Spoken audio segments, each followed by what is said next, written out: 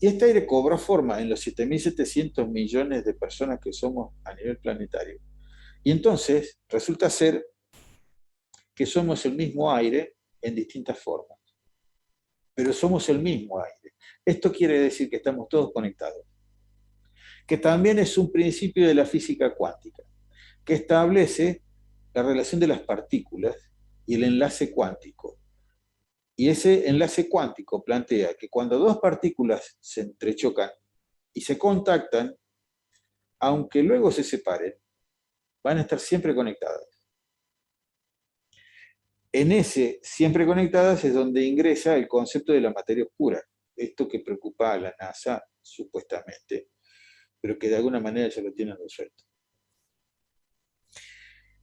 Entonces, si decimos que somos el mismo aire, pero al mismo tiempo con características individuales, y que estamos todos conectados, resulta ser que nosotros no somos seres humanos, sino que estamos encarnados en un cuerpo humano. Pero el entender, comprender que no somos seres humanos es el primer punto para disociar la idea de cuerpo y alma y espíritu. Entonces, el punto es que el espíritu, la conciencia divina, decide experimentar esta dualidad, digamos que por una necesidad de pasar a comprobar qué sucede en el momento de fraccionarse, digamos. Es más complejo, pero dejémoslo ahí por el momento para no enredarnos. Pero digamos, en el momento en que esa conciencia divina decide metamorfosearse en todos estos seres humanos que somos, porque después además están todos los otros seres vivos que nos acompañan a nivel planetario, lo que de alguna forma transporta esa esencia divina es el espíritu, que toma un primer coche para pasar de dimensión a dimensión, que es el alma. El alma es el primer avatar del espíritu. Y esa alma, para poder experimentar la vida en la Tierra, toma otro avatar, es decir, otro coche, que es el cuerpo.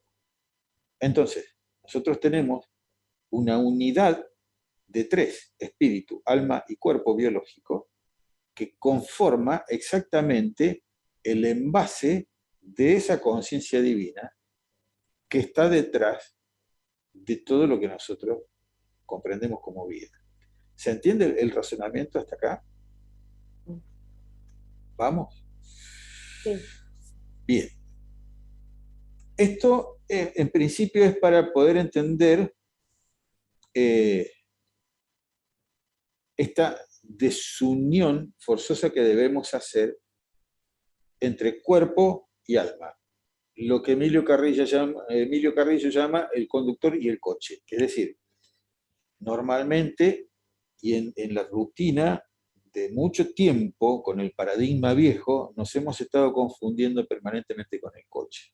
Esta cuestión de que la muerte nos espante, esta cuestión de la medicina clásica, de que me agarré una angina, me meto antibióticos, que no está ni mal ni bien, pero al punto en el que estamos, con la cantidad de información que hay, ya debemos renovar este paradigma, porque ya no podemos seguir establecidos en lo mismo, porque resulta ser que la medicina clásica lo que hace es matar el síntoma, pero la emoción sigue por debajo. Entonces, vos te enfermas de angina hoy en julio, el año que viene en julio, el otro año en julio, el año siguiente en julio, y siempre te enfermas de angina. Esto sucede porque hay un programa emocional debajo. Si no, no tiene sentido porque hay un montón de cosas que la medicina clásica no ha dicho nunca, como esta cuestión de la herencia de las enfermedades o las famosas metástasis, un montón de cosas que son solamente supuestos de la medicina clásica, pero los han vendido como una verdad a ciegas, porque por detrás lo que hay son millones de intereses en función de las farmacológicas y de la venta de medicamentos.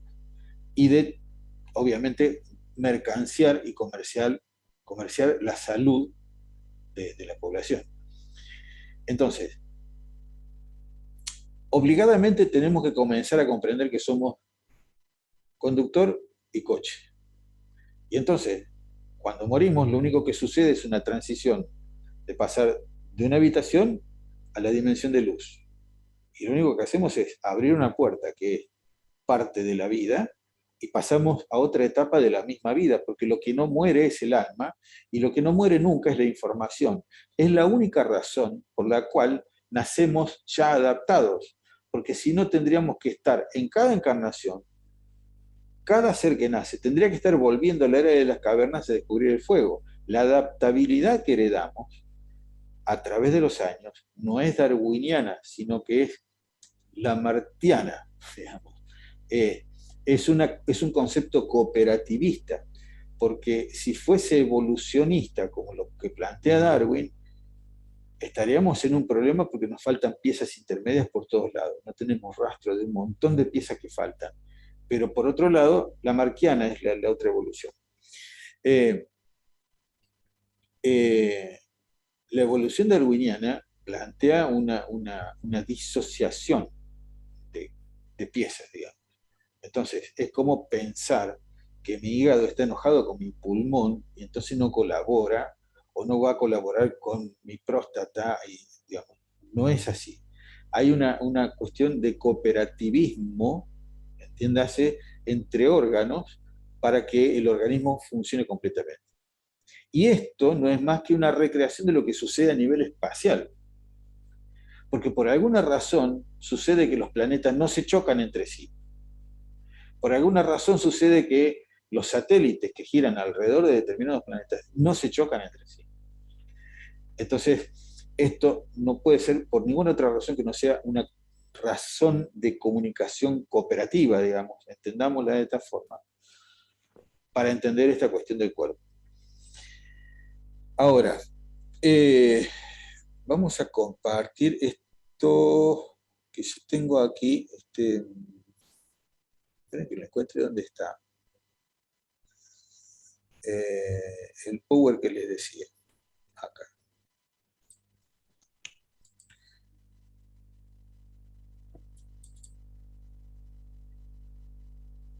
Bien. Déjenme que encuentre el recoveco acá.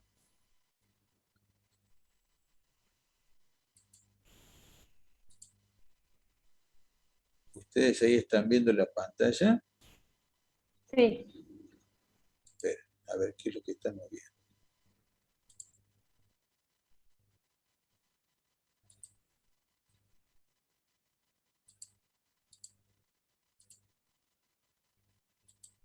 Chanfles, se me empacó esto, esperen.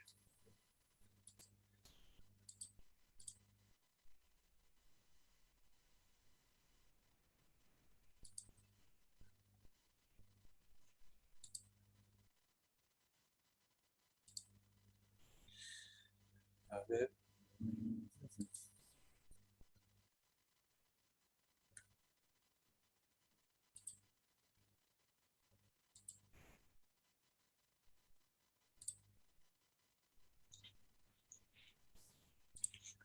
Ahí estamos. Bien. Entonces, para ir comenzando con esto, yo lo que tomé fue, ahí ven el power, ¿no es cierto? ¿Están viendo bien el power? Sí. Bien. Sí, decime. No, sí, Ah. estamos viendo, estoy viendo bien. Yo lo que tomé fue un libro que les estuve obsequiando. No sé si te lo he pasado a vos, Belu, me parece que no, ¿no? Conversaciones con Dios. Parece que no, yo te lo voy a pasar.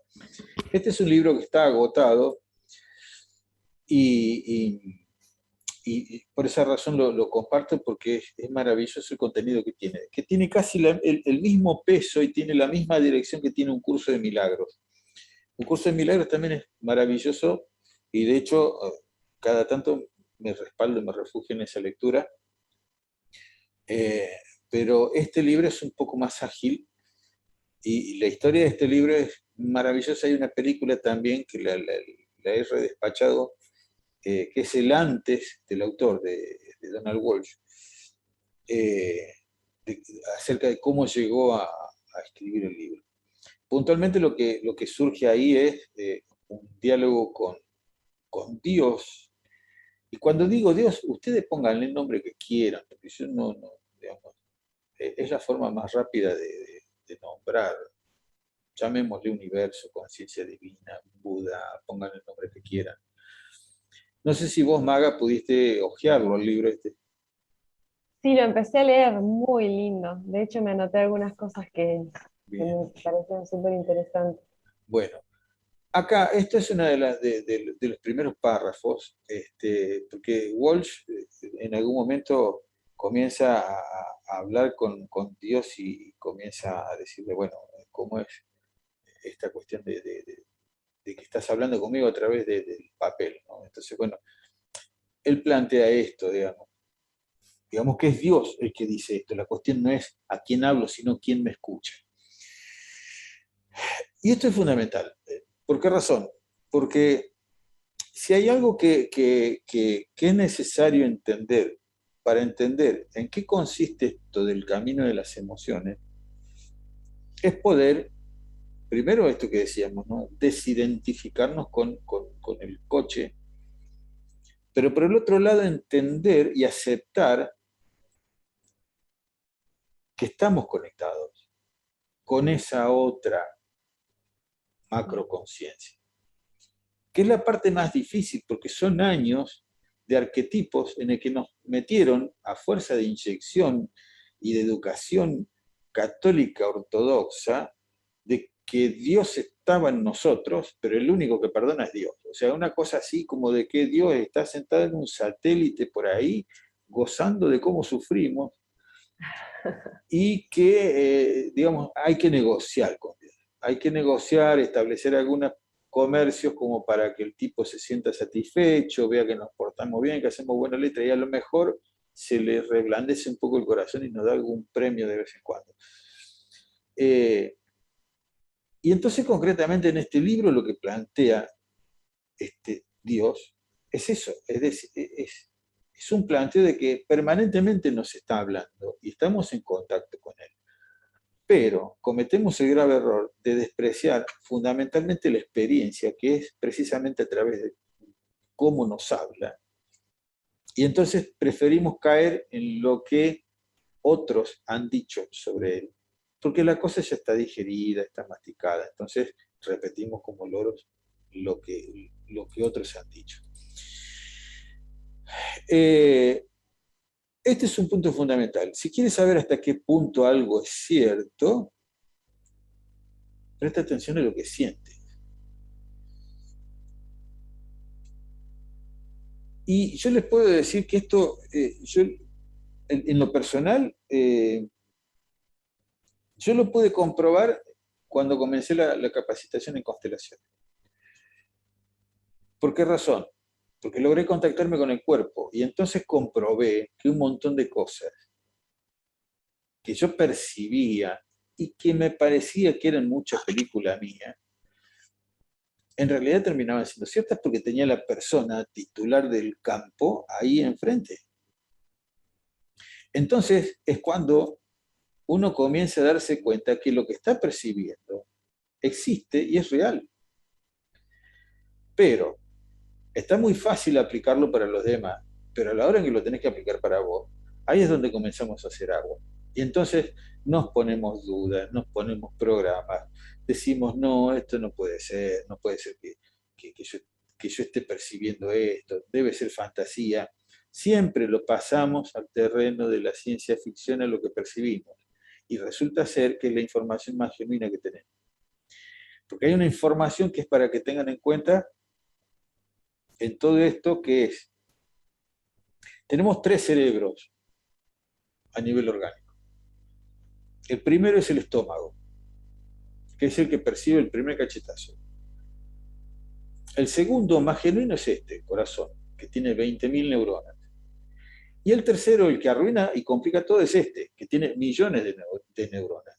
Pero el corazón tiene 20.000 neuronas que están unidas al centro magnético de la Tierra.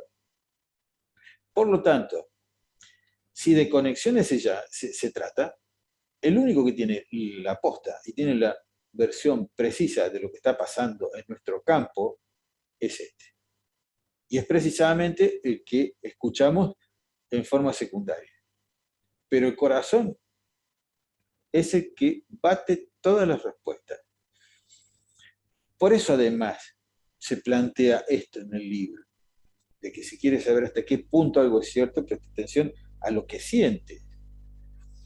Claro, ya vamos a ver que esto que siento está gobernado desde otro punto distinto que conforma una negatividad y una negación desde el vamos.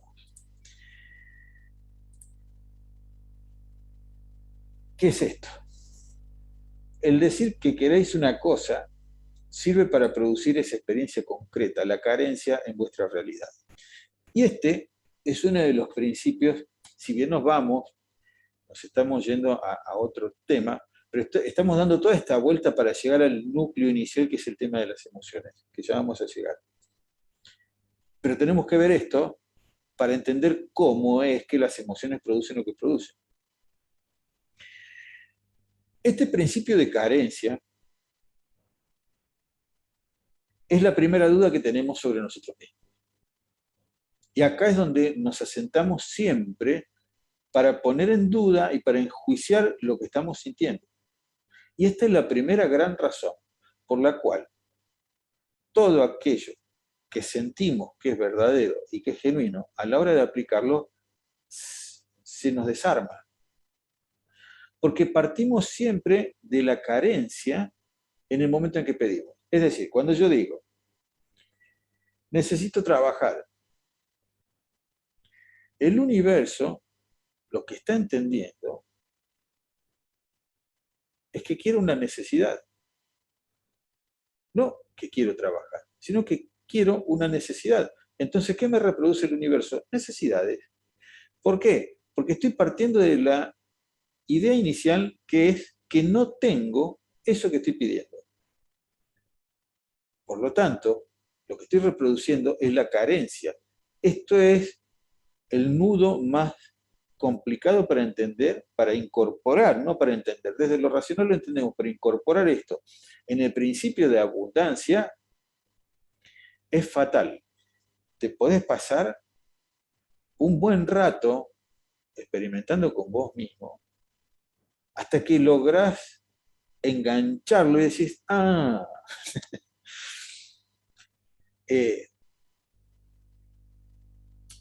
no deja de ser apasionante, pero es difícil poder captar lo finito que es, lo sutil, porque tiene un mecanismo muy, muy, muy sutil.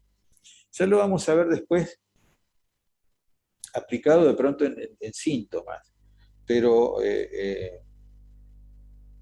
el primer síntoma es esta cuestión de poder aceptar que lo que me llega es para mí y percibir que eso que llega es real y que me está sucediendo a mí, no me lo estoy imaginando. Este es uno de los puntos. Esto que dice, la oración correcta no es nunca de súplica, sino de gratitud, hay que experimentarlo.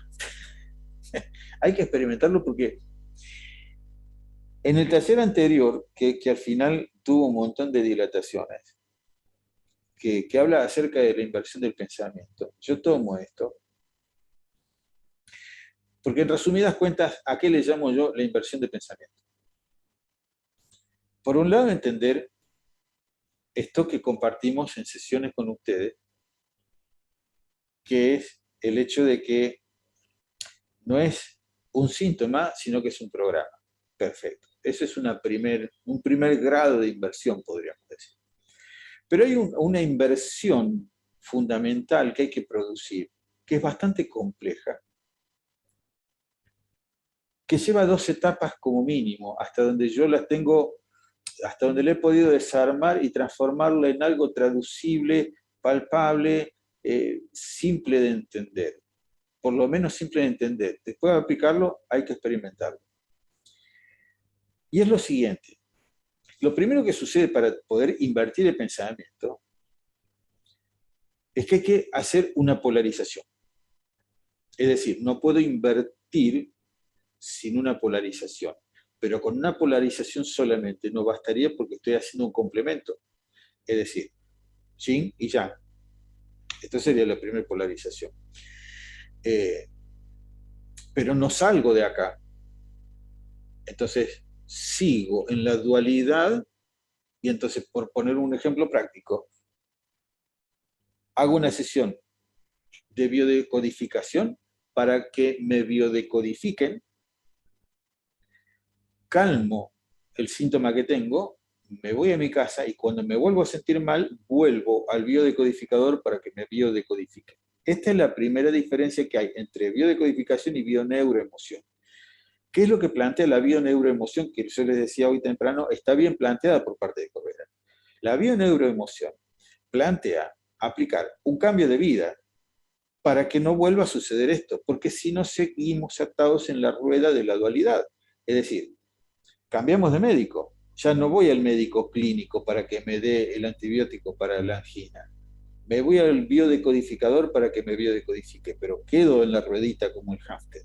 No salgo de la dualidad y no estoy tomando todo lo que la unidad de conciencia me está planteando.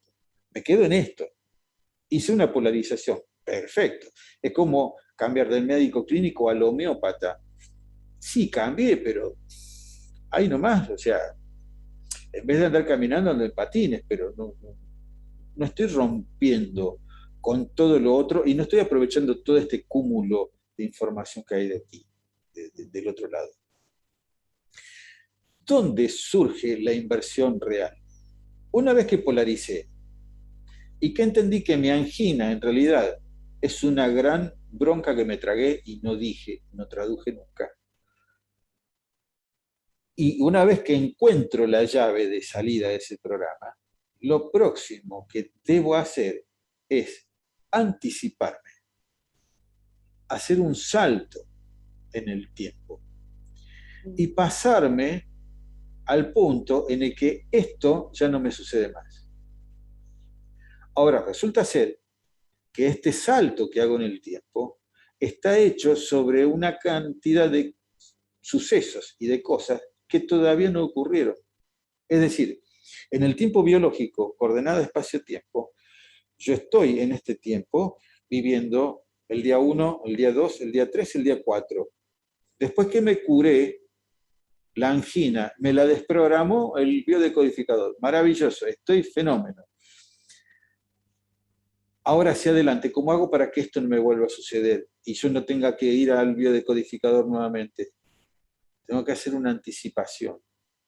Entonces, me tengo que ir al extremo en el que ya me siento sanado y puedo mirar desde aquí objetivamente aquello que viví, pero me tengo que traspolar a algo que todavía no sucedió. Entonces, aquí es donde tienen razón incluso los Koyas. Los Koyas tienen como noción de transcurso del tiempo que el futuro está en la espalda y el pasado es lo que veo adelante. Entonces, como que caminan para atrás ellos. ¿Sí? El pasado es algo que me va sucediendo acá. Bueno, más o menos sucede lo mismo. Digamos, para terminar de invertir este pensamiento que yo polaricé, lo que debo hacer es un salto. Pongámoslo en un ejemplo práctico. Quiero un auto y me rompo los cuernos trabajando para juntar la moneda y cuando tengo una moneda, ¿qué es lo que me viene pasando además? Garantizado. Me rompo los cuernos juntando dinero para comprarme un auto y no llego nunca porque cuando estoy por llegar se me va la guita para otro lado o le invierto, la reinvierto o me aparece un pariente. Claro, estoy yendo por el camino lineal. entiendo esta noción de abundancia en donde yo merezco, fantástico, maravilloso. Voy con mi abundancia bajo el brazo. Me pasa lo mismo. ¿Qué es lo que está fallando? Primero, que estoy pidiendo un auto. Por lo tanto, mi pensamiento original dice que estoy partiendo de la carencia. Estoy sintiendo antes que no lo tengo. Por lo tanto, no puedo reproducir tenerlo, porque estoy partiendo del fenómeno instalado de que no lo tengo. Ese no lo tengo es el que se me está anticipando. Y no se me está anticipando el sí lo tengo. Entonces lo que tengo que cambiar es la anticipación que estoy haciendo. Yo tengo que sentirme arriba del coche para que el coche aparezca. Pero una vez que me sentí arriba del coche, me vi manejando el coche, tengo que soltarlo, porque tengo que empezar a vivir de acá hacia allá. Tengo que comenzar a vivir a la inversa todo este tramo que no está vivido. Díganme si se entiende hasta ahí para no enredarles mucho la cabeza. Sí. ¿Belén? ¿Sí? Bien. Bueno, entonces por eso dice Walsh, en este contacto con Dios, la oración no es nunca de súplica, sino de gratitud, que es este punto. Cuando vos decís, gracias porque ya lo vi, ya sé que viene en camino. Y acá es donde tenés que volver a contactar con esta certeza de que lo que te pasa es eso, lo cierto, lo real. Por eso estamos haciendo este camino medio invertido.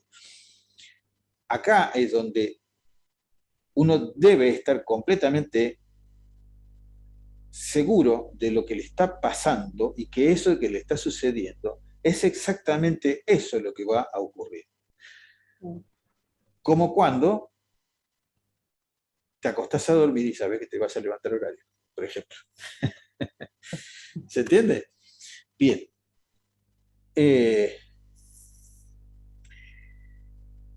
Este tema es el pensamiento promotor, que Corbero lo llama el pensamiento original, la intención original. ¿Cuál es la intención original?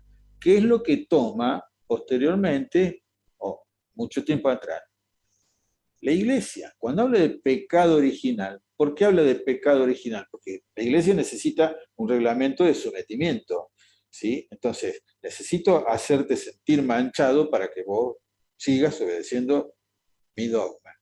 Ahora, lo que la Iglesia llama pecado original, en Biodeco podemos llamarlo intención original, que acá en Walsh se llama el pensamiento promotor, que dice que es el que se halla detrás de cada súplica y es eso que en ese momento no tenemos lo que deseamos. Es decir, el pensamiento original, la intención original es precisamente eso, que no tenemos lo que deseamos.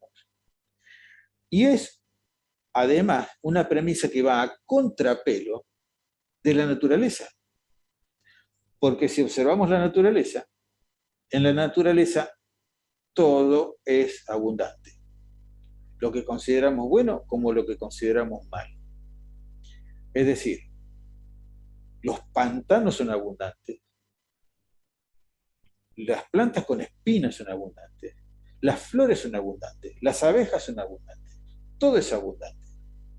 Los únicos que padecemos de la no abundancia, ¿quiénes somos? Los seres humanos. Entonces, ¿por qué razón? Porque no me acuerdo quién era que decía, ¿qué es lo que te hace pensar que vos estás en lo correcto cuando todo está en su lugar y el único que se cambia de lugar sos vos?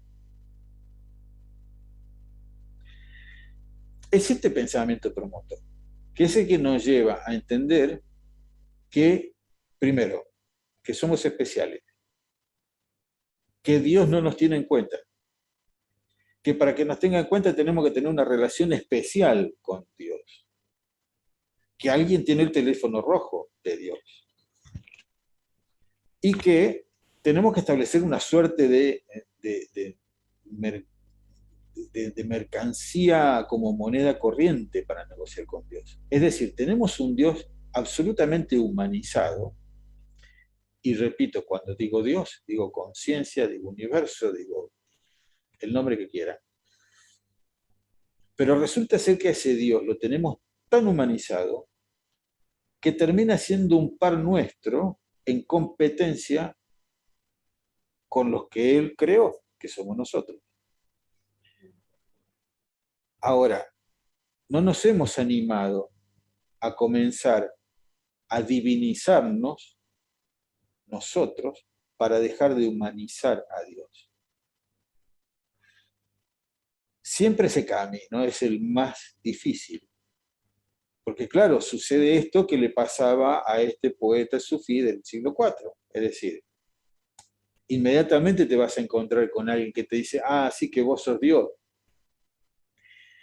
y resulta ser que la comprensión es otra. Es como decir que este dedo no es Miguel. Claro que es Miguel, pero resulta ser que este dedo es mucho más que, o sea, está unido a Miguel. Pero si yo considerase solamente que esto es Miguel, me estoy perdiendo que Miguel es todo esto y todo lo que resta. En nosotros pasa lo mismo. Si nosotros pensamos que somos la última hoja del árbol de Dios, nos estamos perdiendo el resto de Dios. ¿Se entiende hasta acá? Sí. Bien. Y dice Walsh, oh Dios, ese pensamiento promotor se convierte en nuestra realidad. Eh, y acá es donde viene esto que por ahí es medio disonante para lo que tenemos incorporado. Esto de que Dios es el observador y no el creador. Porque ya nos creó, esa conciencia ya nos hizo, ya nos formó. A partir de ahí en más, nosotros tenemos las mismas atribuciones y las mismas capacidades de seguir creando nuestro futuro, nuestro universo. Entonces, todo lo que constituimos como nuestro universo es lisa y llanamente una creación nuestra. Dios, mientras tanto, lo único que hace es observar cómo nos movemos, si nos conectamos o no nos conectamos, si decidimos, deja, lo hago yo o le damos entrada. Esto es. Tenemos nuevamente un concepto tan humanizado de Dios que esperamos que nos haga las tareas como aquel que le exige las cosas que te corresponden al Estado, ¿no? O sea, por esta razón los argentinos somos tan paternalistas, o sea, vivimos reclamándole al Estado lo que nosotros no somos capaces de generarnos o de procurar. Y siempre necesitamos un papá que nos alimente, que nos abrace, que nos proteja. Entonces, o es el Estado o es Dios. Cualquiera de las dos opciones son las más comunes, digamos. Esto, todos los actos humanos están motivados a su nivel más profundo por una de estas dos emociones, el temor o el amor. Y acá estamos yendo ya camino al tema de las emociones. Dice ahí Dios en palabra de Walsh, en realidad existen solo dos emociones, solo dos palabras en el lenguaje del alma, son los extremos opuestos de la gran polaridad que yo creé cuando produje el universo y vuestro mundo tal como hoy lo conocéis. Es decir, en resumidas cuentas, las dos emociones básicas que existen son el amor y el miedo. Todo lo demás son matices de esas dos emociones y derivadas de ese amor y ese miedo. En un taller la vez pasada me decían no, pero en Reiki, no, en constelaciones me decían, nosotros no tomamos el miedo, según Bert Hellinger. Tomamos como opuesto, digamos, del amor al no amor. No lo llaman no amor, pero no me acuerdo cuál es la palabra en este momento. Pero es eso, es un estado de no amor, digamos. Eh, De todos modos, ese no amor tiene una razón de ser por debajo, que termina siendo el miedo, a la larga o a la corta, digamos. Pero, en definitiva, estas son las dos grandes emociones que rigen el resto de las otras, que hay un montón que se pueden considerar, ¿no?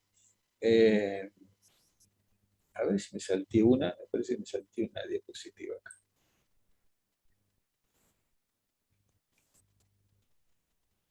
No. Eh, hay un listado ahí de, de emociones. Bueno, este otro autor, David Hawkins, es uno de los grandes capos que hay en cuanto a qué hacer, cómo resolver el mundo de las emociones. Eh, entre otras cosas, Hawkins lo que plantea es que no encontramos la solución, porque en realidad no sabemos cuál es el problema. Entonces, nos pasamos haciendo meditación, yoga, comida ayurvédica, nos hacemos la dieta de 24 limones en 24 días, no sé qué sé, hay una variedad tan grande de cosas. Pero en definitiva, digamos, las variables de la forma no producen una variable en lo interno si es que yo no me afinco en lo interno. La primera variable que debe suceder es la de un contacto con el estado álmico que me permita restablecer mi conexión, mi antena, con mi toroide, ¿sí? Saben lo que es el toroide, ¿no? No, yo no. ¿No? ¿Vos, Belu? Sí. Bien. Ah, El toroide es una especie de, imagínate una gran dona, Maga, Sí. energéticamente.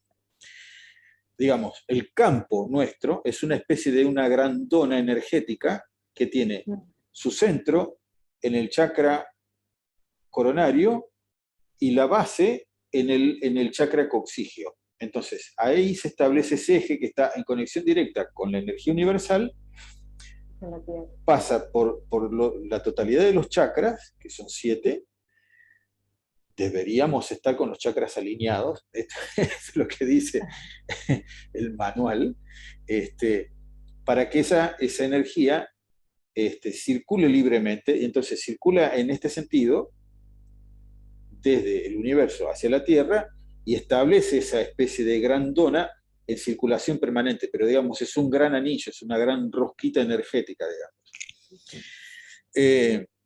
Entonces digo, para nosotros poder producir una modificación real, si no contactamos con ese toroide energético, que es el que nos sostiene y es el que nos constituye como universo dentro del universo, cumpliendo a rajatabla con este principio del holograma, entre paréntesis, para ser más claro, el holograma plantea que el universo está, digamos, que el todo está en las partes y en cada parte está el todo. ¿Sí? ¿Lo conocen ese principio? Sí. Bien. Entonces, el toroide es la representación energética de lo mismo que sucede a nivel universal, a nivel cósmico y a nivel de multiverso, omniverso, y bueno, y no sabemos hasta dónde llega esto. Y entonces, Hawkins lo que dice es esto: la gente está interesada en la supervivencia del cuerpo porque creen que ellos son el cuerpo, esto que decíamos al principio, coche conductor, y por lo tanto necesitan el cuerpo para experimentar su existencia.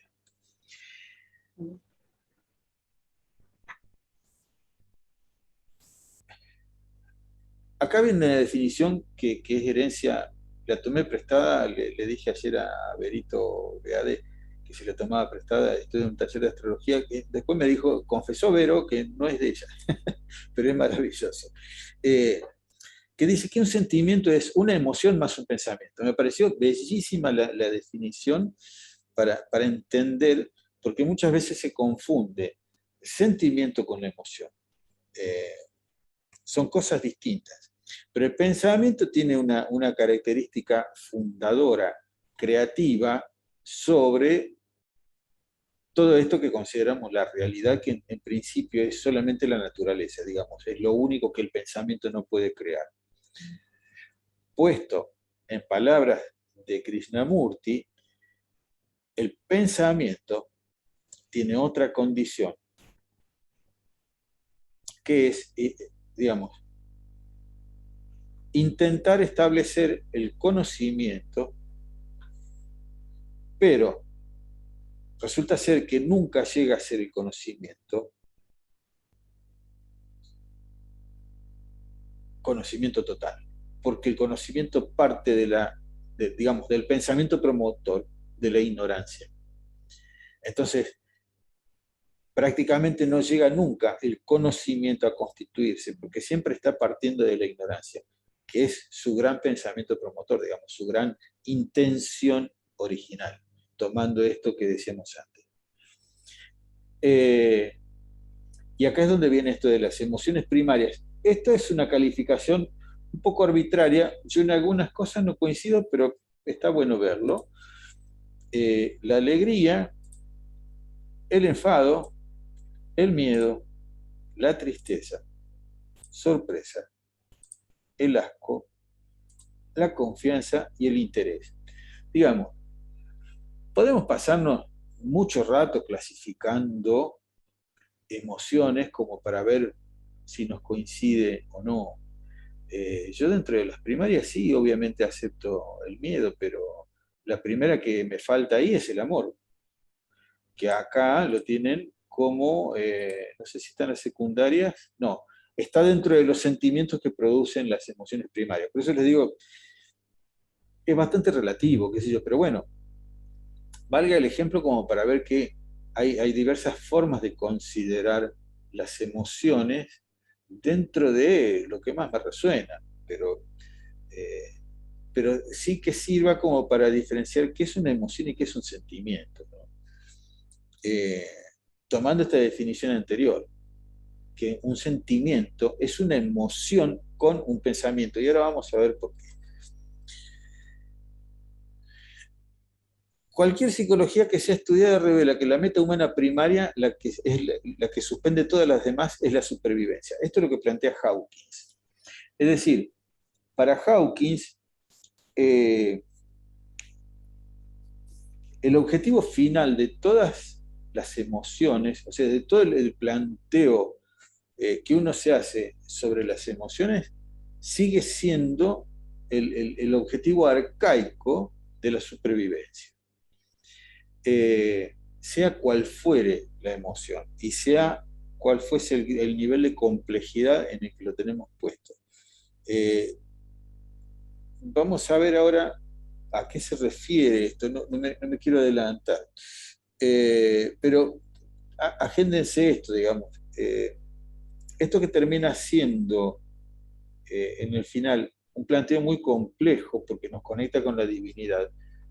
En el principio, o digamos, en su esencia estructural, intenta sostener lo elemental que es la supervivencia. La cuestión de diferenciarnos, de tomar distancia, de sentirnos especiales, de tratar de sobresalir, de gestionar de una forma o de la otra, digamos, esto que está instalado en los programas de los síntomas, ¿no? O sea, cómo gestiono la emoción que me produce determinada cosa. Y bueno, todos los síntomas, las enfermedades que están apoyados en emociones, tienden a sostener la supervivencia como mecanismo central. Y acá empieza, recién acá empieza esto de entender cómo funcionan las emociones. Dirán, ¿para qué me vine hasta acá? O sea, ¿para qué hicimos todo el recorrido previo? Porque me parecía que había que entender todo lo anterior. Porque yo tranquilamente podría haber hecho un listado de decir, bueno, estas emociones nos impactan en esto, en esto. Y estoy haciendo un listado de libro, pero no les estoy transmitiendo lo que tengo atravesado como experiencia, que en realidad creo que es lo único válido para transmitir en esto. Todas las experiencias que uno vive en torno a esto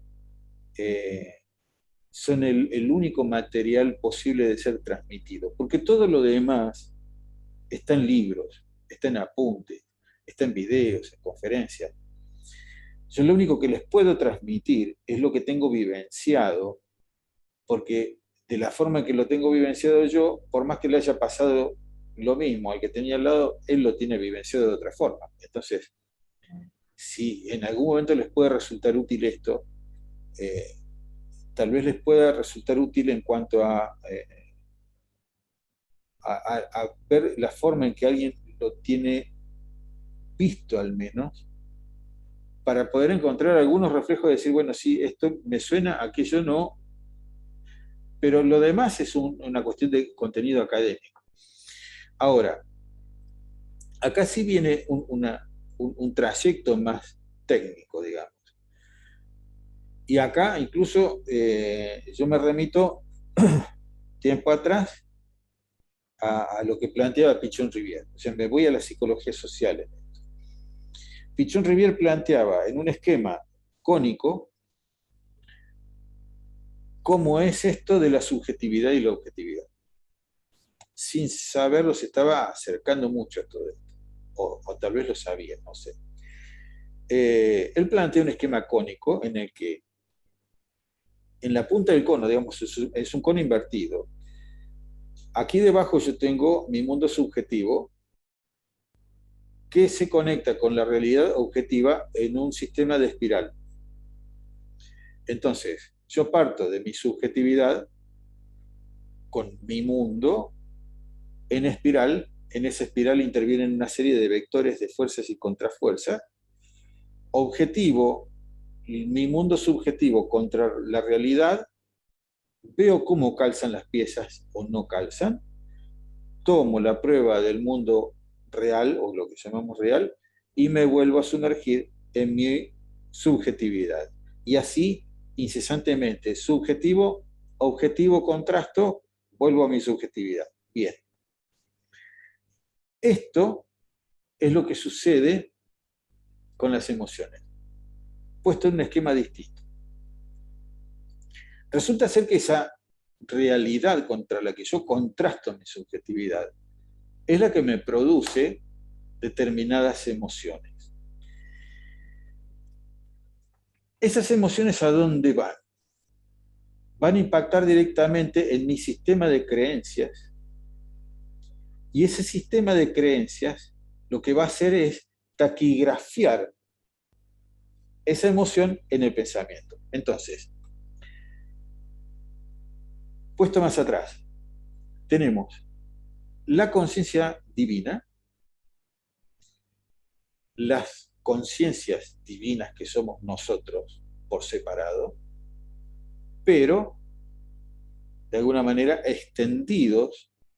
¿Y qué es lo que nos separa? Porque si nosotros no tuviésemos algo que nos impide conectarnos fácilmente con esta conciencia, si nosotros tomásemos la conciencia divina tal como es, desapareceríamos. Porque volveríamos a instalarnos en el todo. Entonces, ¿en qué consiste la experiencia dual, espacio-tiempo, de experimentar lo que estoy experimentando? Hay una red, una suerte de cota de mallas que me separa imaginariamente, esto es una construcción, ¿no?, de esa conciencia divina. ¿Qué es? El sistema de creencias. Funciona como una malla intermedia para que mi conciencia entienda que tiene que vivir esta experiencia espacio-tiempo, esta experiencia de dualidad, para volver a la unidad. Pero en esta experiencia de dualidad, este sistema de creencias me hace sentir que estoy desarraigado de la conciencia divina. Entonces yo soy un humano suelto, perdido en el planeta, entiendo que el planeta es mío, y que me voy a morir dentro de 80 años, entonces tengo que hacer todo lo necesario para morirme feliz. Esto es lo que me dice el razonamiento dual, según ese sistema de creencias. Ahora, volvemos a este esquema. Las emociones parten de esta realidad acordada, impactan en el sistema de creencias, conforman un pensamiento detrás que está taquigrafiado prácticamente en símbolos y vuelve a salir. En lo ideal, la emoción vuelve a salir. ¿Qué es lo que sucede? Cuando sucede lo que decía Maggie al principio, que se cristaliza la emoción. Esa emoción impacta contra el sistema de creencias y no termina el recorrido. Por alguna razón quedó cristalizada y queda enredada en ese sistema de creencias. ¿Qué hace el pensamiento? Taquigrafía inmediatamente lo que esta emoción dijo cuando pegó contra el sistema de creencias. Entonces, resulta ser que después andamos por el mundo muy tranquilos con nuestras emociones cristalizadas, pegadas como los mosquitos en la tela del mosquitero, y el pensamiento ya sabe que si ve mosquitos afuera, tarde o temprano se van a impactar tantos contra la tela del mosquitero, o sea, el que está dentro, detrás de esa tela del mosquitero, ya sabe que va a ser así. Entonces, ¿qué va a suceder? Va a buscar repetir la secuencia. ¿Para qué? Para sanarla. ¿Por qué? Porque ese es el camino que conoce. Va a buscar repetir la secuencia y cuando repita la secuencia, lo que nos vamos a encontrar es que hay un programa habilitado. Es decir, ¿cómo se habilita el programa? Emoción, que impacta contra el sistema de creencias, genera un estrés determinado que imprime una hoja, digamos, en el pensamiento. Y el pensamiento después va a buscar clasificar experiencias. Entonces va a decir, este negro es mal tipo. ¿Por qué? Porque resulta ser que una vez un negro me le hizo pasar mal. ¿Qué estoy buscando? Repetir la secuencia para confirmar el pensamiento, que tiene razón en esta dualidad. Y que las cosas son como yo estoy viendo, como estoy interpretando la realidad. Porque lo que vemos nunca es la realidad tal como es, sino tal como somos. Es decir, ¿qué es lo que habilita el tal como somos? Ese pensamiento que está aferrado con uñas y dientes al sistema de creencias. Entonces, todo el tiempo, lo que yo estoy buscando es ratificar que tengo razón. Entonces, lo que sucede es que repito las experiencias. Entonces, me encontré con una desvalorización cuando era chiquito, porque resulta ser que agarré la taza de la abuela y se me cayó y le hice pelota contra el piso. Y entonces me dijeron el insulto más terrible que me pudieran haber dicho, me trataron mal, me castigaron. ¿Qué es lo que va a suceder? Lo primero que voy a registrar es que yo soy un inútil, que no sirvo para nada, que genero problemas, que molesto, y todo lo que se les ocurra. ¿Qué voy a hacer? Mi pensamiento va a buscar todas las secuencias en donde yo logre confirmar que no sirvo, que soy inútil, bla, bla, bla. Y entonces, ¿qué es lo primero que voy a hacer cuando me vuelva a encontrar una taza? La voy a esconder. O si se me cae, voy a desaparecer de la escena. Porque no puedo gestionar otra vez ese fracaso, pero al mismo tiempo estoy buscando ratificarlo. ¿Se entiende esto? Sí. Bien, estos son los programas habilitados. ¿Qué son los programas habilitados? Las emociones cristalizadas en el sistema de creencias que le dijeron al pensamiento que el resultado es este. Hay un resultado ya preseteado, prefijado, y sabemos que es así. Punto. Y sucede esto. Hay un montón de pensamientos que pueden ser reemplazados por una sola emoción. Por eso, esta es la razón por la cual, para desenclavar un programa, hay que sacar la emoción. Porque si no saco la emoción, toda esa red de pensamientos quedan establecidos. Entonces, supongamos, si yo mato el síntoma, en ningún momento saqué la emoción, yo sigo pensando igual. Y esta es la razón por la cual los síntomas se me repiten. Porque lo que no está desenterrada es la emoción. Y este es el trabajo, concretamente, de la decodificación biológica. Este es el terreno puntual. Digamos, hacer un viaje a la inversa, partir del síntoma hasta encontrar la emoción, desenclavar la emoción y poder ponerla sobre la mesa. Ayer tuve un caso muy fuerte de una, lo comento así en general, una chica con sobrepeso que tenía tiene, o tenía hasta ayer, supongo que estará mejor, tenía el grave problema de que al mediodía comenzaba a tener inflamaciones de vientre. Veníamos chequeando hace mucho, ¿no? Pero esta parece como nuevo. Y digo, esto no estaba. Y empezamos a rastrear. Claro, resulta ser que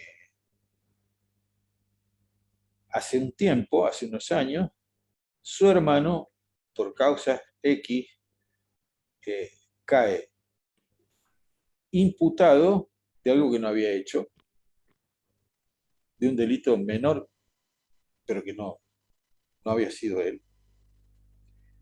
Y llega la policía a detenerlo a la casa. Y ella vivía con él. Entonces, eh, rastreamos hasta que le digo, bueno, a ver, le digo, busca una pérdida hace 3 años, una pérdida de afectos, mudanza, pérdida por fallecimiento, algo, hay una pérdida de afectos, por eso la inflamación, hay algo que estás queriendo decir y no decir, hasta que lo encontramos. Y era precisamente el día en que habían llevado al hermano detenido. Y les digo, ¿a qué hora fue? Al mediodía. Wow. ¿Entendés? Entonces, ¿qué es lo que sucede? Todo el tiempo, como tiene además la costumbre de ser mamá gallina, su hermano es un poco su hijo. Sí. Eh, claro, cuando encontramos el dato, ahí quebró, se lloró todo, pudo descomprimir. Entonces, bueno, a ver, reemplacemos la inflamación por comunicación. Comunicate con tu hermano si tu hermano está haciendo vida normal. No sufras el atragantarte, el verlo irse arriba de un patrullero, deja de sufrirlo porque ya pasó. Es decir, en esto hay que entender que el inconsciente no reconoce tiempos.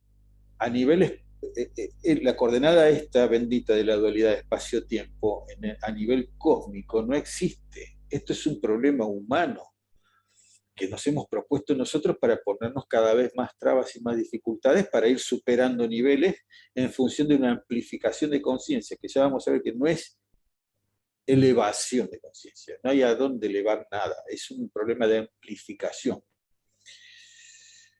Pero bueno, como el inconsciente no reconoce tiempos, inmediatamente está recreando la escena de cuando ve que se lo llevan al hermano arriba del patrullero y el hermano que le dice, yo no fui. O sea, el nivel de angustia que se comió esa mujer en ese momento, se lo sigue tragando a la misma hora todos los mediodías, desde hace 3 años. Yo creo que ya en la semana que viene me va a decir que está mejor, porque además viene bajando peso. O sea, los problemas de sobrepeso son terribles porque son muy ramificados, digamos. Tienen un montón de aristas por donde van las cosas. Bueno, pero esto decimos, cuando hay que desenterrar la emoción, lo que desenterramos es un montón de pensamientos que están en función de la misma emoción. ¿Vamos hasta ahí? Sí. Bien, y esto es lo que dice Hawking. ¿Cómo se sale de esto? Digamos, ¿cómo desenterramos, cómo desenclavamos la emoción que está instalada ahí? Con una sola llave, preguntarnos para qué. Acá es donde viene esto que yo les decía hace un rato de la abundancia. Cuando nos planteamos este tema de la abundancia y esta cuestión de anticiparnos, ¿sí? O sea, de hacer primero la polarización y la anticipación para instalarnos en la instancia de agradecer lo que ya siento que viene. Esto. Esto es una forma, en realidad esta sería la forma más coherente, más equilibrada, más armónica de la noción de abundancia, sea lo que sea. La otra, que normalmente se entiende desde la dualidad, es la que dice que abundancia es tener mucho. Gran error. La abundancia no es tener mucho de algo. Es decir, yo puedo tener una cuenta en dólares suizos. Ahora, eso no es ser abundante, eso es tener una cuenta en dólares suizos. Porque la abundancia de lo que habla es de saber que estás conectado a la fuente. Esto es la abundancia. Por ende, como sé que estoy conectado a la fuente, sé que no me va a faltar nada y que no me falta nada de lo que yo digo que, entre comillas, necesito, aunque estoy partiendo del pensamiento original de la carencia. ¿Cuándo dejo de padecer la carencia? Cuando cierro los ojos, me contacto con este, que es el que manda, y digo, a ver, ¿qué es lo que tengo? ¿Qué es lo que necesito? ¿Necesito lo que necesito? ¿Para qué? Acá viene la llave de Hawkins. ¿Para qué necesito esto? Entonces, yo puedo decir, quiero una Ferrari. Fantástico. No está ni mal ni bien, está perfecto. Vos podés tener la Ferrari que quieras. Fantástico. ¿Para qué? Y no, para irme más rápido a La Rioja. Ajá. ¿Para qué? Y porque quiero llegar rápido a ver a mi nieto. Bien, ¿para qué? Y para hacerle mimitos. Bien, ¿para qué? Y porque es mi nieto y se lo merece. Bien, ¿para qué? Y si sigo en el para qué, voy a llegar tarde o temprano a un problema de inseguridad y miedo. Entonces, cuando quiero una Ferrari para cubrir mi inseguridad y mi miedo, olvídate de la Ferrari.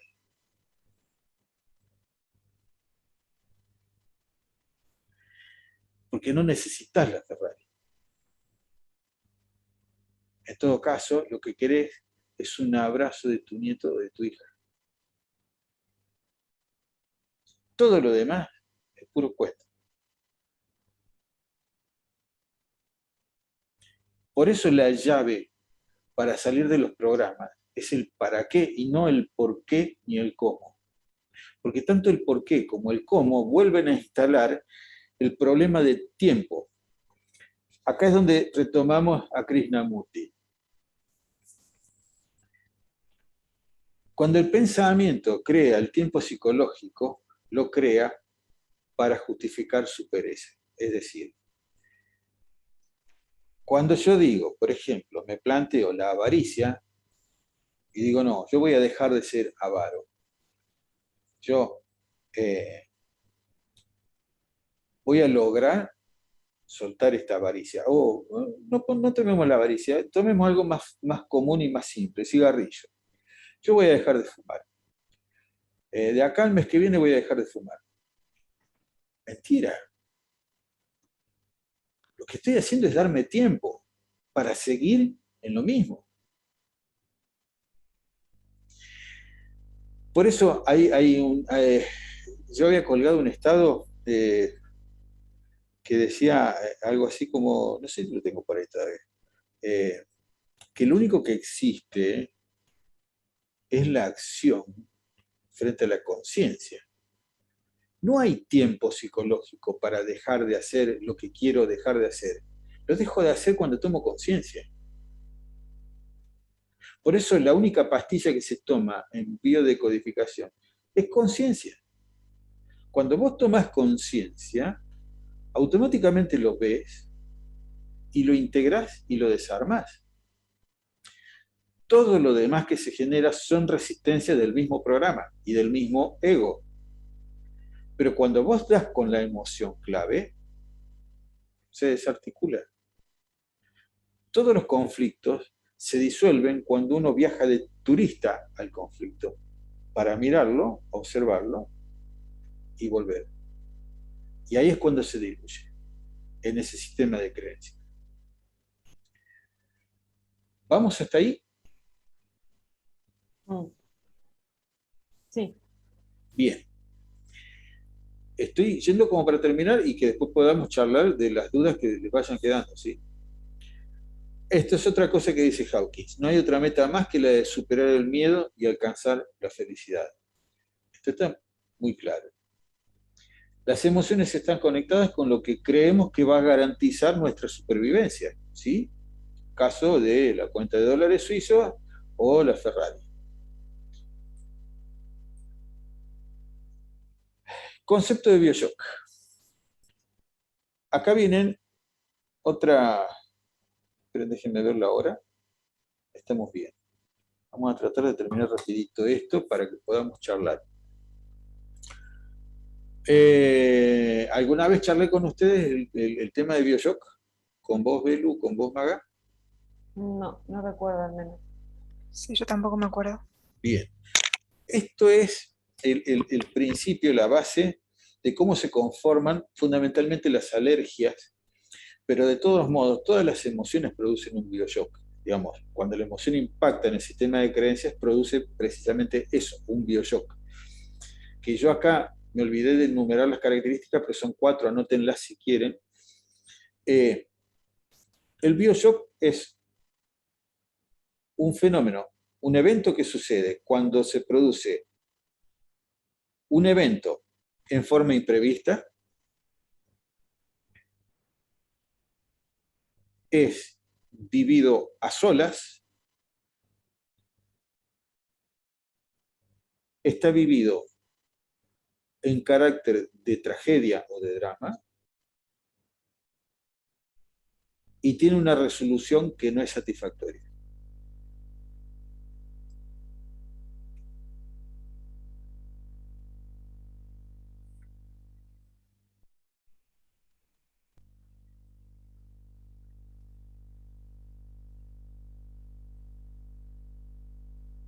¿Estamos?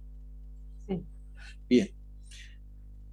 Ese bioshock es lo que programa prácticamente el 100% de todos los síntomas que tenemos.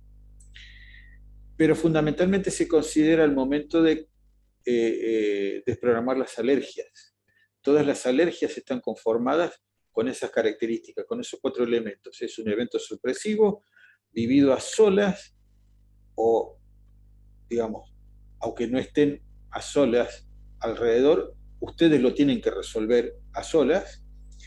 Está vivido como una tragedia y con una resolución poco satisfactoria. Esas 4 características se imprimen incluso para considerar hasta todos los trastornos de cáncer. Los toma Hammer. Hammer es el médico que funda los principios de la nueva medicina germánica, que es la que plantea la constitución, con lo que cerramos ahora, la constitución de una tríada en sincronía. Ya lo vamos a ver después.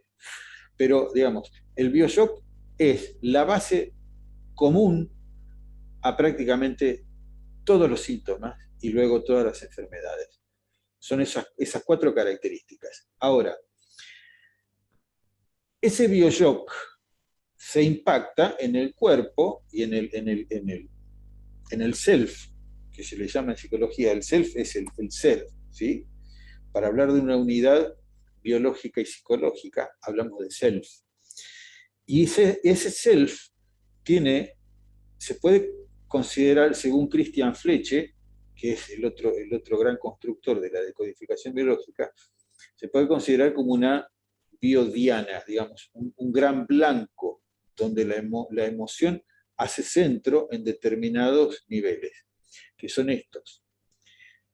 Un primer ciclo, que es el del entorno, ¿sí? En donde yo me muevo naturalmente, diariamente, sin mayores resplandores, digamos, es donde el estrés funciona en su etapa normal, digamos, en su función.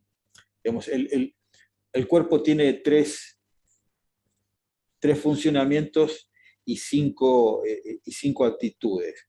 Tiene tres funciones, perdón, y 5 comportamientos. Una función básica, otra de reserva y otra de excepción. ¿Cuál es la función básica? Hablando en conceptos de estrés, la función básica es la que nos permite desarrollarnos diariamente, digamos, ir a hacer las compras, trabajar, resolver lo diario. Esto es la función básica. La función de reserva es la que me surge cuando digo, me voy a correr a la costanera. Entonces, tengo que filtrar más aire, activar mayor respiración, limpiar más sangre, bla, bla.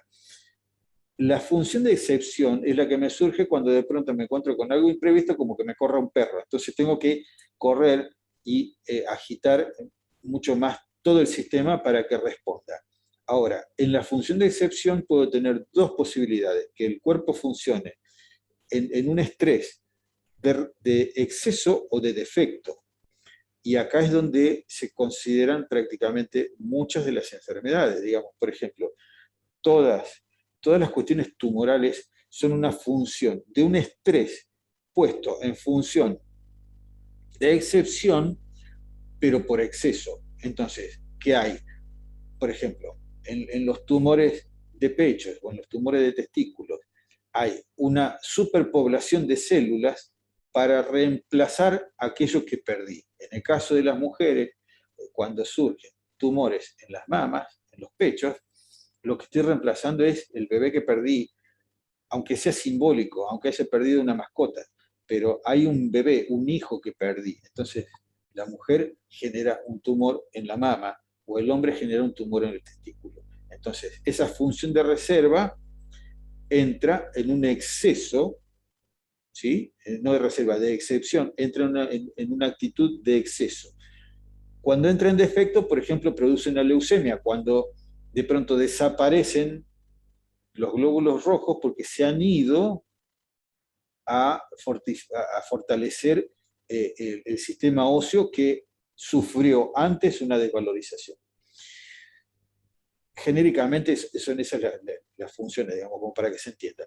Entonces, el entorno es lo que sucede con la función base del estrés en el cuerpo. Luego hay un segundo nivel en el que nos desarrollamos con nuestros actos cotidianos, llámese trabajar, las angustias normales del trabajo, el desarrollo diario y demás. Un tercer nivel que actúa sobre la base de los pensamientos, y acá ya nos acercamos más a las emociones, porque ya estamos en la base taquigrafiada de cómo sabemos que se constituye nuestra realidad. Acá ya entramos en los programas establecidos, donde decimos que esto, ¿no? Que no hay que romper la taza de la abuela. Estos son los pensamientos. Y el último punto, que es el centro de las emociones. En esos 4 niveles es que podemos considerar cómo está el self, digamos, la unidad biológica, psicológica de la persona. Si está impactada a nivel de las emociones, si está impactada a nivel de los pensamientos, de los actos o del entorno. Entonces, por ejemplo, ¿qué consideramos? Para leer un síntoma, leemos. Si está impactado a nivel de emoción, bien. Quiere decir la mayor parte de las veces que la emoción se cristalizó y produjo un síntoma y luego una enfermedad. Si está instalada a nivel de pensamientos, lo que estamos considerando son actitudes repetitivas que en realidad no producen un gran problema de síntoma, pero sí hay una estructura de programa a nivel de pensamiento. Es decir, yo repito actitudes que me pueden producir o no un síntoma, pero fundamentalmente estoy repitiendo una actitud. No sé, de pronto, quemarme, qué sé yo. Yo conozco un montón de gente que se accidenta todo el tiempo. Todo el tiempo se accidenta. Se cortan dedos, se quema con la olla, se quema con el horno. Esto habla de pensamientos repetitivos que están produciendo todo el tiempo un estado en el que la persona se está sintiendo culpable. Todos los accidentes son un estado culposo. ¿Podemos considerar el accidente como un síntoma? Sí, claro que lo podemos considerar como un síntoma. Pero no estamos hablando de un síntoma físico, ¿sí? A nivel de actos, podemos hablar del estrés sostenido en los ámbitos laborales, por ejemplo. Cuando vos decís, bueno, ¿qué actitud es la tuya cuando llegás al trabajo y te encontrás con los compañeros de trabajo o con los compañeros de oficina, de laburo, de estudio? Digamos, ¿qué es lo que estás sosteniendo ahí? ¿Cómo se desarrolla tu vida a nivel de actos en lo diario? Y en el entorno, bueno, es este gran manejo en lo diario que hacemos, ¿no? O sea, nos despertamos bien, de buen humor, de mal humor, somos gruñones, no somos gruñones, somos capaces de entendernos, de comunicarnos con la otra persona, con el compañero, con la compañera, qué es lo que sucede con nosotros en lo diario, cómo disfrutamos de la vida o la desaprovechamos. Esto es más o menos esa biodiana que consideramos para ver cómo viene todo esto. ¿Estamos hasta ahí? Sí. Bien. Vamos ya finalizando, se consideran 4 estratos o niveles de sentimientos. Acuérdense, sentimiento, emoción más pensamiento. Existen, que de todos modos yo, por ejemplo, estos estratos los tomo, estas son herramientas concretas de clínica, puntualmente. Hay síntomas que repercuten y son traducción del estrato de supervivencia, otros que son de la búsqueda de protección, otros que son vivencias de desvalorización y otros que son relacionales. Acá hay una gran escala de conflictos, digamos. Entonces, en base al tipo de conflictos y al tipo de estrato que está tocando y modificando, es que las afecciones se producen de distintas formas. Entonces, por ejemplo, los conflictos por ejemplo, de todo lo que es el mesodermo, digamos que es lo que está debajo de la piel, entre la piel y los órganos, todo lo que sea músculos, tendones, toda esa zona, ahí normalmente encontramos conflictos podemos encontrar conflictos arcaicos y podemos encontrar conflictos de, de protección también, o de agresiones. Por ejemplo, por darles un ejemplo, una persona con fuertes dolores que me han tocado, fuertes dolores de artritis o de articulaciones en las manos. Las manos representan el padre y la madre, más el padre que la madre. Los pies representan la madre. Entonces, por ejemplo, un juanete es un conflicto de dirección porque mi mamá dijo que había que ir para determinado lugar y yo quería ir para otro. O sea, permití que mi mamá araña me dijese qué tenía que hacer con mi vida. Plum, juanete, de cajón. Pero la vez pasada me cayó un adolescente que venía con dolores en la espalda, en el hombro y en las manos. Estamos hablando de una chica de 15 años. No puede tener artritis, por supuesto que no. No puede tener artrosis, tampoco. Problema de calcio no tiene. Fantástico. ¿Cuál era el problema? Esto. Acá viene la pregunta nuevamente del para qué. ¿Para qué me pasa lo que me pasa? ¿Para qué me duelen las manos? Normalmente me duelen las manos para no poder cerrarlas. ¿Y qué es lo que quiero apretar cuando me duelen las manos? Normalmente son ganas de golpear al padre. Pero no lo puedo golpear porque es mi padre. Entonces, ¿qué hace el estrés? Digamos, ¿qué hace el inconsciente? Que esto sí lo hemos charlado con ustedes en sesiones. ¿Qué hace el inconsciente cuando encuentra un estrés demasiado fuerte? Lo traduce lo imprime, lo cristaliza en el cuerpo biológico, en el sistema de creencias, y te lo traduce en síntomas. Entonces te dice, desarma esto. ¿Para qué? Para que no tengas que vivir el estrés permanente de la angustia de tu padre. Esta mujer que se inflamaba todos los mediodías, lo que no estaba viendo era a su hermano en el patrullero. Pero cuando hacemos el camino inverso y logras verlo, ahí es cuando se desprograma el síntoma. ¿Se entiende esto? Bien.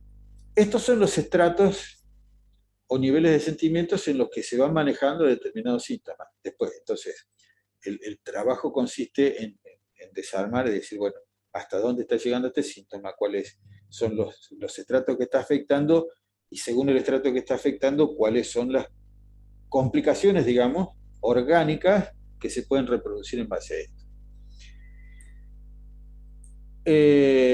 Y bueno, y acá viene lo que les decía de Hammer. Hammer es un médico que perdió a su hijo en un accidente, trágicamente, porque recibe un disparo en una jornada de caza. Se había ido a cazar con no sé qué príncipe, qué sé yo, y el otro muchachito se equivoca y le dispara y lo mata. Entonces Hammer, a partir de eso, desarrolla un cáncer de testículo y su mujer desarrolla un tumor de pecho. Entonces, como él era médico y tenía acceso a un montón de cosas, comienza a investigar y se da cuenta que en realidad todos los conflictos emocionales producen a nivel de cerebro un impacto que él los podía ver en tomografías. Y entonces se da cuenta que tanto en animales como en humanos, la zona afectada del cerebro es siempre la misma frente al mismo conflicto. Es largo el cuento, pero bueno, logra escribir ese tratado de la nueva medicina germánica, donde incluso se conecta con su hijo muerto, y el hijo muerto le va diciendo, sí, esto está bien, fíjate porque te falta una parte acá. El hijo muerto le va diciendo que lo que le falta, lo va guiando. Y entonces, establece fundamentalmente esta unidad. Él plantea que los conflictos se establecen en tres instancias. La instancia psíquica, la del cerebro y la instancia del órgano. Y dice que la psique representa el software del cuerpo, que el cerebro representa el hardware del cuerpo, y el órgano afectado sería como la hoja impresa. Pero lo más loco de esto es que esto sucede al revés, digamos. Tomemos una compu. Tenemos el software, tenemos el Windows, tenemos el hardware. Entonces tenemos la compu con impresora, ¿sí? Y tenemos las hojas impresas. Estos serían el cuerpo, digamos. Lo lógico sería que el software comande el hardware para imprimir la hoja. Acá lo que sucede es al revés. El hardware, es decir, el cerebro, maneja el software, es decir, la psiquis, para imprimir la hoja. ¿Por qué? Porque esto, el cerebro, es la gran central de relés que comandan los circuitos eléctricos, digamos, y energéticos de todos los órganos. Entonces, cuando yo tengo miedo de quedarme sin comida para mis hijos, el cerebro inmediatamente envía una orden al cuerpo, porque hay una orden, hay un miedo inicial de quedarme sin comida. Entonces el cerebro, ¿qué hace? Manda la orden al hígado de generar un hígado graso, porque el hígado es la despensa del cuerpo. Entonces, problema de hígado graso, problema de quedarme sin comida para mis hijos, por poner un ejemplo. Pero funciona a la inversa. Esto, que es el cerebro, que es, decimos siempre, es el que complica todo, porque están los millones de neuronas acá, es el que piensa sobre esa hoja taquigrafiada que tiene el pensamiento para comandar a los órganos. ¿Qué es lo que nos estamos haciendo? Escuchando este. Si escucháramos esta hoja impresa no se imprime. ¿Se entiende hasta acá cómo funciona? Sí. Bien, ahí termina el power, porque además si me extendía nos íbamos muchísimo más. Eh, Esto es así, digamos, un Cuando, gran cuando vos resumen. decís, cuando vos Sí, decís escuchar a este, ¿te referís en sí. parte a atender a la emoción que surge en el momento? ¿O qué? ¿Por qué no? No, atender esto que decíamos de las conductas ya formadas. Digamos, esto que es lo preestablecido, lo que ya tenemos establecido como rutina. Digamos, los, todas las rutinas se conforman con hábitos. Entonces vos sabés que normalmente te despertás a determinada hora, te vas a trabajar a determinada hora, pasás por el mismo lugar, llegás y haces las mismas cosas y volvés a tu casa y más o menos haces las mismas cosas. Digamos, eso sería una rutina. Conformada por hábitos. ¿Cuál es la única forma de variar una rutina? Comenzar a cambiar los hábitos. Entonces, no paso por el mismo lugar, cambio el recorrido. No me compro el mismo paquete de chicles, me compro un alfajor.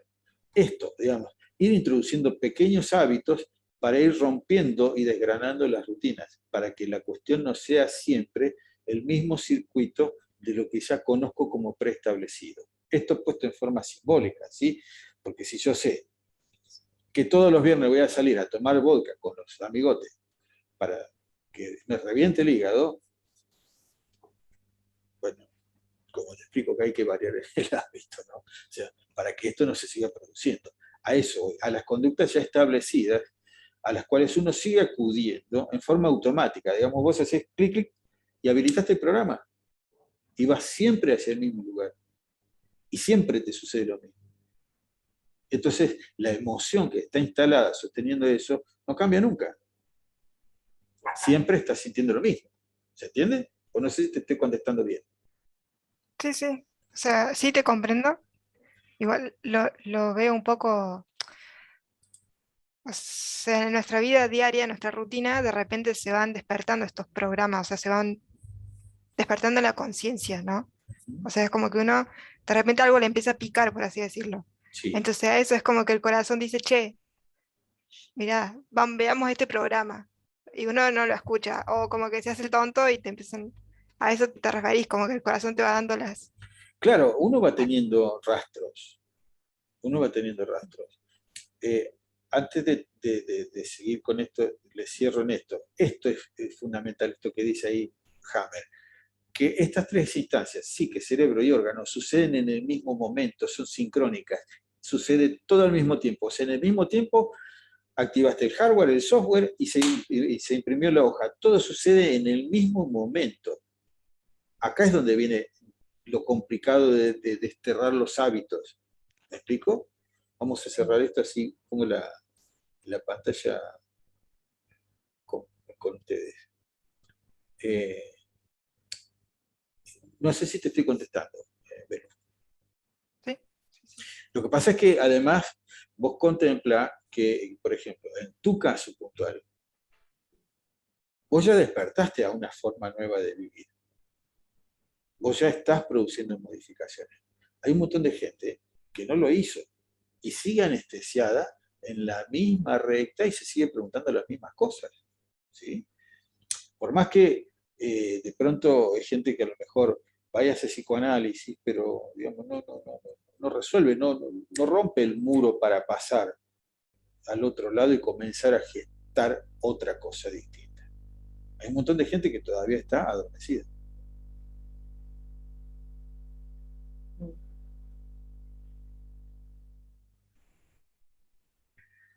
¿Qué les queda?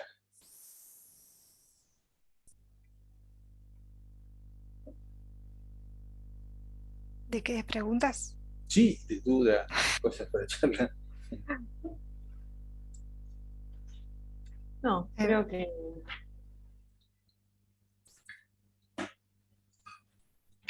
Es un montón de info igual.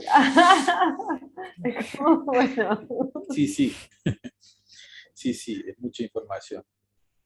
Por eso, el punto en esto es traducirles una experiencia.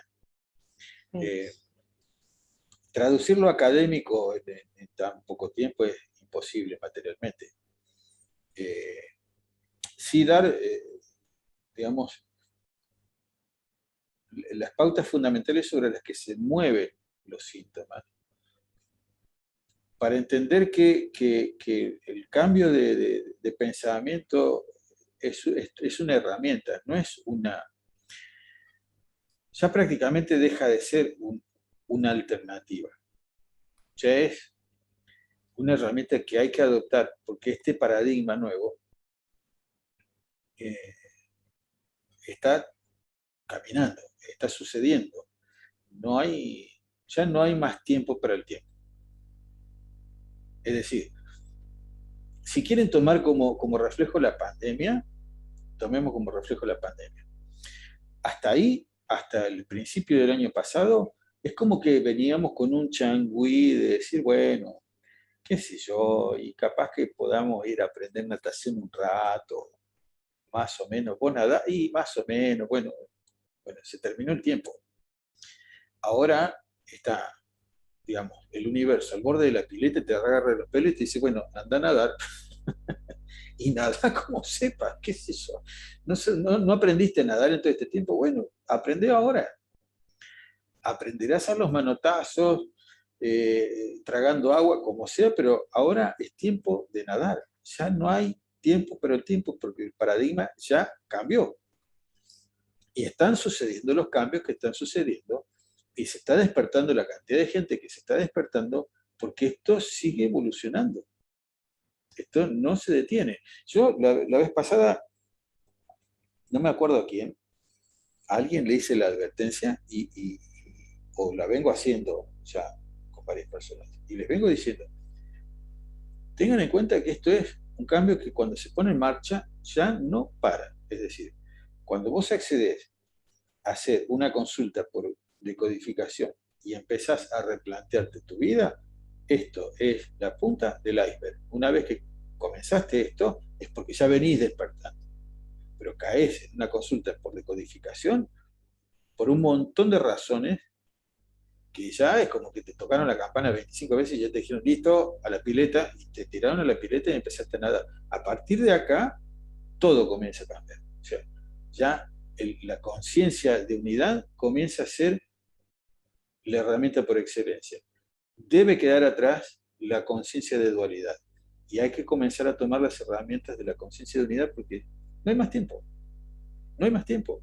El que se queda en el filtro. Y así es como venimos viendo, por ejemplo, este tema de la pandemia es un claro reflejo. Todas las enfermedades respiratorias son declaraciones de miedos a morir, en términos genéricos. Hay un montón de gente que ya había tenido EPOC, que había tenido asma, que había tenido insuficiencia, neumonía, pero todas las enfermedades respiratorias se generan por miedo a morir, en distintos niveles, en distintas intensidades. Entonces, hay un montón de gente que ha ido muriendo supuestamente por COVID. No entremos en lo finito de comprender que además nos están ocultando un montón de información porque no nos están diciendo cuánta gente se murió de cáncer, cuánta se murió de un infarto, cuánta... O sea, acá hay Y de golpe estadísticas. todo es por COVID. Claro, está todo dibujado. Yo he visto incluso recetas de hipoglós por escaras y abajo decía COVID. O sea, pero sí se ha visto un montón de gente que ha quedado en el camino. Y si vos haces un análisis de esa persona, decís, claro, no iba a resistir este cambio. O sea, porque su cabeza no estaba adaptada a la flexibilidad para comprender el cambio. Y la única alternativa que había era irse, o sea, quedarte en el filtro. No hay mucha más chance. Entonces, la decodificación está planteando hoy, como muchas terapias sistémicas, está planteando un punto bisagra de cambios, sí o sí, en los que normalmente cuando vos comenzaste a despertar, ya no parás de despertar. Sigue, el camino es progresivo, sistema de cremallera.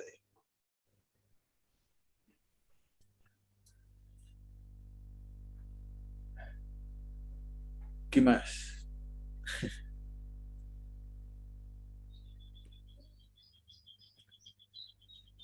Si no tienen dudas ahora, hacemos una pausa porque después tengo que retomar el otro taller. Dale. ¿Les parece? Sí, Dale. sí. Bueno, acá Daniela me estaba diciendo que parece ser que no puede. A ver, ¿qué me dijo?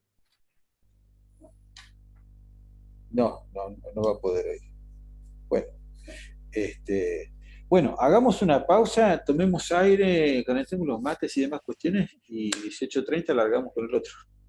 Dale. ¿Ah? Es otro link, ¿no? ¿O sigue siendo esta sala? Eh, no sé, yo envié los dos códigos, fíjate, no sé Sí. si es igual o el mismo Ah, ok. o distinto, no me fijé. Bueno, Pero bueno, cerramos esta y 18:30 abrimos con las dale, otras chicas. dale, genial. Algo Bueno, tardecito. Gracias. no, gracias a ustedes. Nos vemos en un rato.